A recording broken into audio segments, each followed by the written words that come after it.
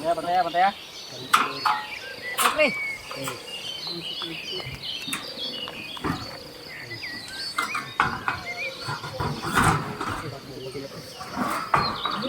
Ya. Ini.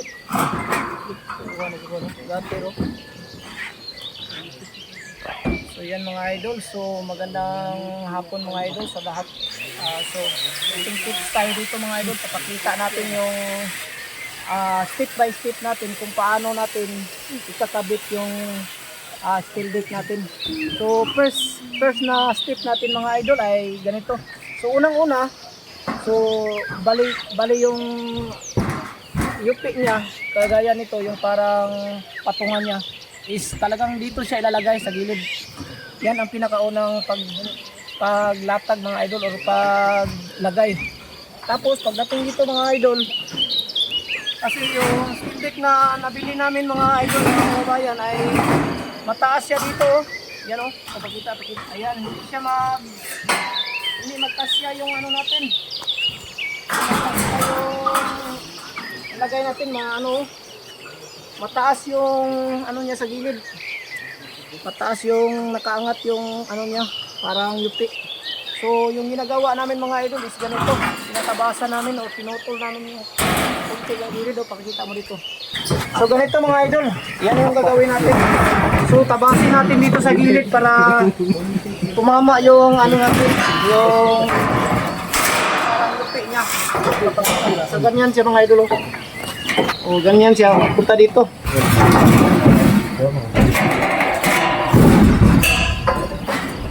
Ganyan, tamang paglagay mga idol. Nakapatong siya. Nakapatong siya dito.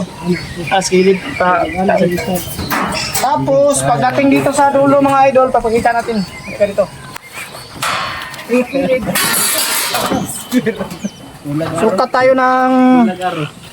Sukat tayo ng 5 cm. Pwede 5 cm, pwede 5.5, pwede 6 cm. Galing dito sa kanto. Papunta dito. Ito yung magiging yupi natin mga idol. So, ang magiging yupi natin galing dito. Ikakat natin to siya. Dito, papunta dito. Maging resulta niya mga idols, ganito na. Ganito na siya. Pakita mo. Yan ang step by step natin na tutorial dito mga idol. Ayan, tapos ipako nyo dito sa gilid para matibay siya. Tapos yung dito, matibay na yan, wala na yung awang. So pangalawang ano natin, pangalawang kabit is ganito na siya. Ito na yung pinakita natin. Mamaya, ipakita natin mamaya yung buo kabuo. Ito yung pangalawa. So ganyan siya. Nakapatong siya, hindi katulad dito mga idol na mataas. Tingnan mo sa ilalim. Hindi siya pantay, pakita mo sa ilalim. Hindi siya pantay. Oh, hindi siya pantay. Hindi tulad dito na paglagay natin talagang pantay siya dito. Pantay yung ano natin, papunta dito, pantay siya oh. Oh, nakaganon siya. Tapos kailangan natin i-stop ng welding dito. I-welding natin siya dito sa gilid para kakapit talaga siya. So yan lang muna at maraming salamat. Pakita. So ito na yung pangalawa natin mga idol na ilalagay na steel. So bali sa pagtating mga idol, ganito siya. Papakita natin yung ano yung design sa pagcutting niya kasi may purpose ito. Tulad nito mga idol, yung natin may nakalabas dito galing sa gilid ng ating plywood dito sa may biga natin. So nakalabas siya kasi siya po ang hahawak ng ating simento. Ito po yung purpose mga idol, kaya may nakalabas siya dito. Siya po yung maghawak pati dito. Yan. So papakita natin kung paano siya putulin. So pag maggamit kayo ng ganito mga idol, mga angle grinder, mag-ingat po kayo kasi may ano kasi, may posible kasi na lumipad yung ano natin, yung talim, yung ganito, yung bala niya. So kailangan hawakan nyo ng mahigpit, tapos talagang marunong na kayo gumamit ito. Yun lang ang advice natin, huwag kayong basta-basta gumamit kung hindi kayo masyadong marunong, kasi lumipad ito. Ayan o, ano na, mahirap na, baka matamaan tayo dito. Napakatulis nito pag lumipad.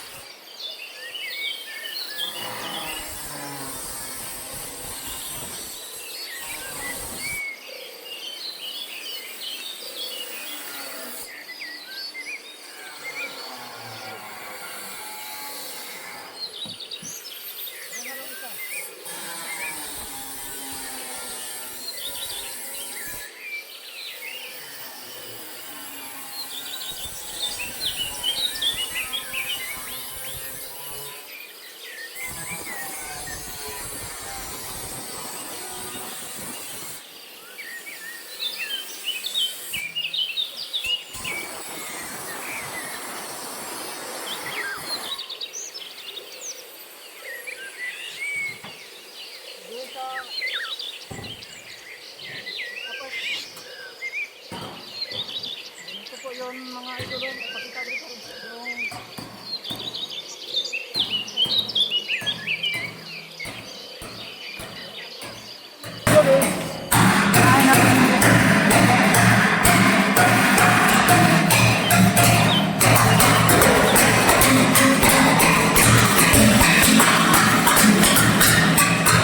tapos gilid.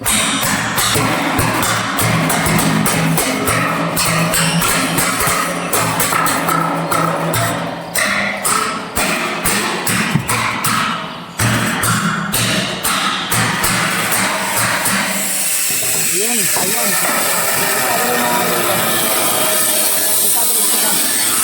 Atin tuloy, ya. Sige mas.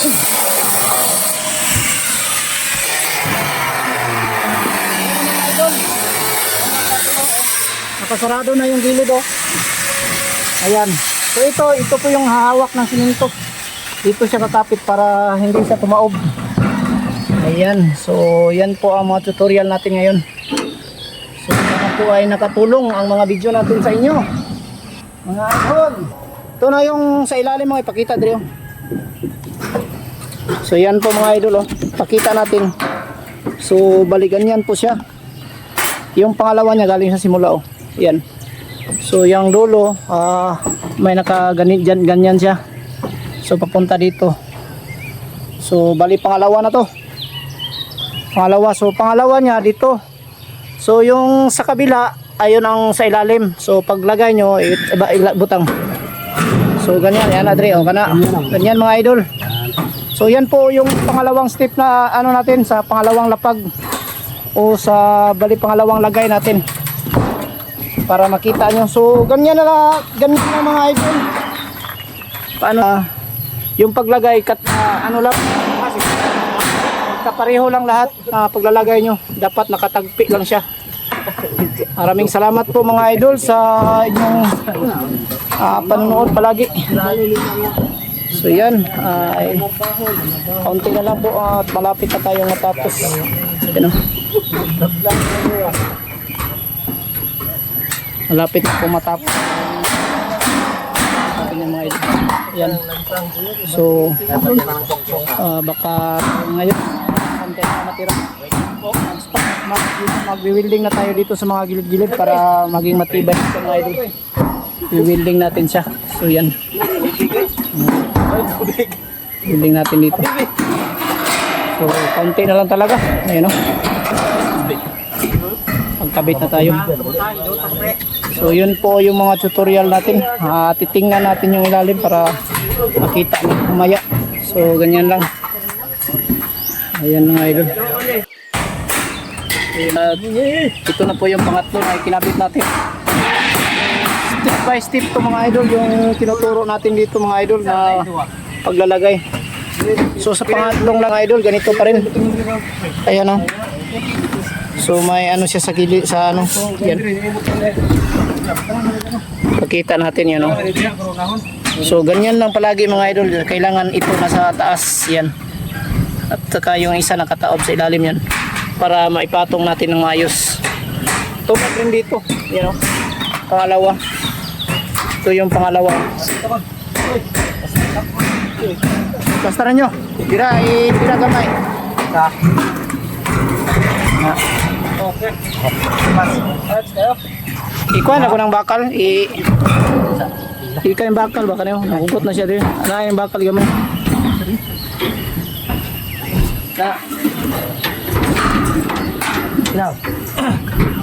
Ayan mga idol. Konti na lang sa gilid. Special na lang.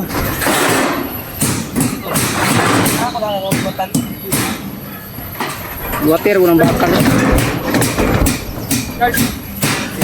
Oh, dire ko no. Sa siya ba dia? Drakol. Enggak man. Sa kulang pa video.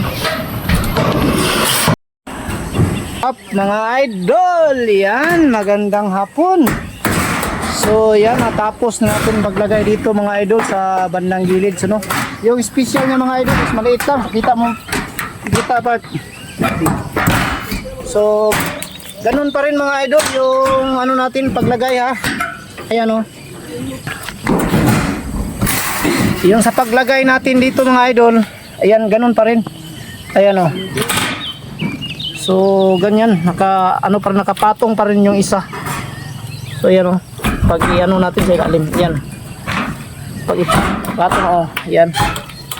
So yan ang mga idol, natapos natin yung isa, yung isang expand. So maraming salamat. Dito.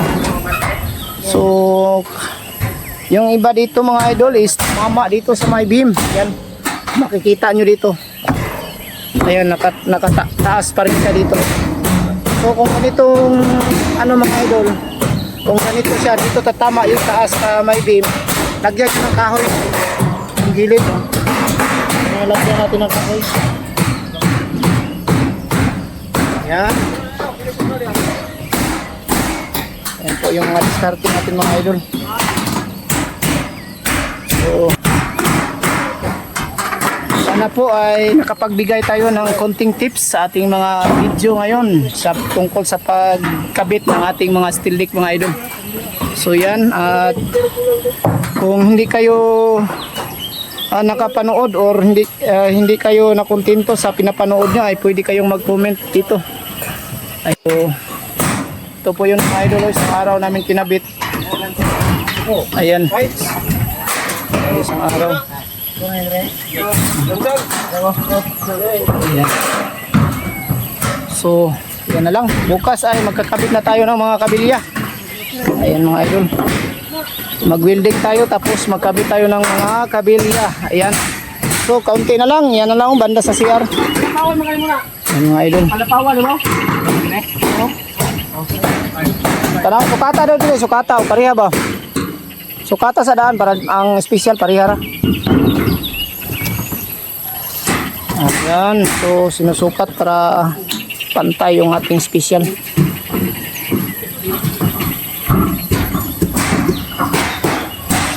Idol.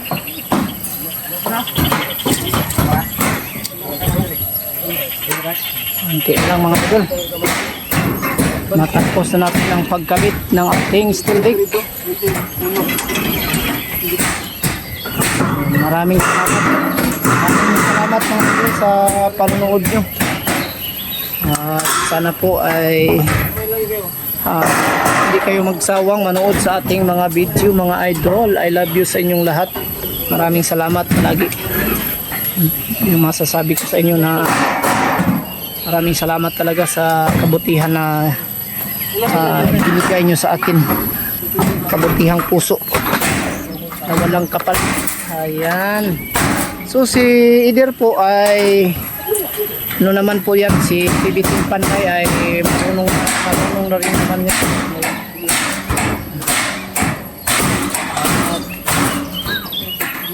Hindi ko siya matulungan doon kasi nag-umpisa kami dito na magtrabaho na dito sa aming project.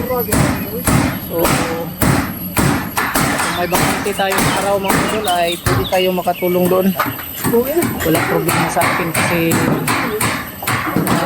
talagang matulungin naman tayo sa ganung sitwasyon. Tulungan natin siya kung may tayo dito, may time tayo na medyo hindi tayo busy. Walang problema sa atin yan mga idol. Handa akong tumulong dahil sa inyo mga idol. Yan nang baba yung mga materialis natin sa electrical.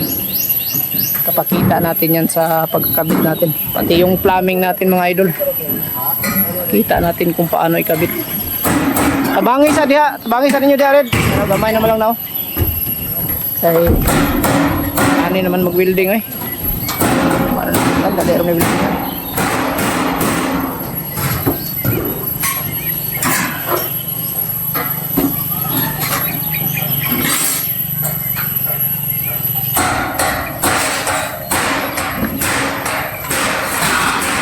yan.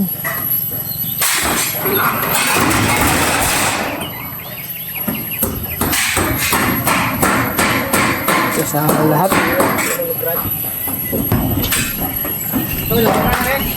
Ayaw. Kamila ka lang. Tala.